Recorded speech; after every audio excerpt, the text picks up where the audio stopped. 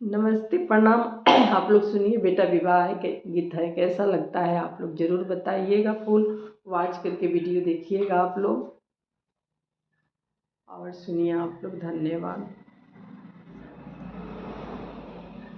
अरे ससुर के दुआरा हो एक पेड़या मावा, ससुर के दुआरा हो एक पेड़या मावा, पातर पातर पातायाम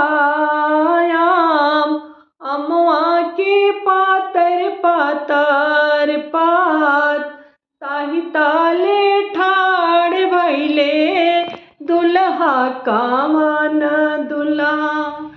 सासू पूछेली का बात, ताही ताले ठाड़ भैले दुल्हा कावन दुल्हा। सासू पूछेली का बात, इतना सूरतिया दुल्हा तोहरा जे बाटे, कौन विधि रहेला कुंवार।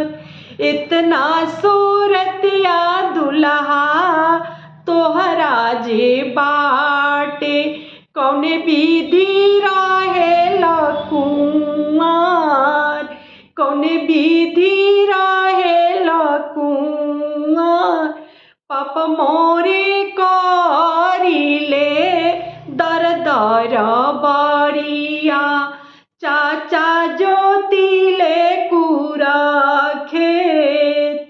पाप मोरे करिले दर दर बरिया, चाचा जोतिले कुरा खेत।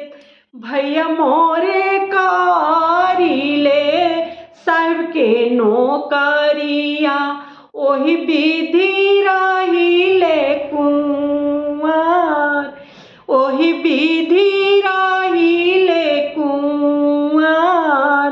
पाप मोरे छोड़िले दर दर बरिया, चाचा छोड़िले कुरा खेत, चाचा छोड़िले कुरा खेत।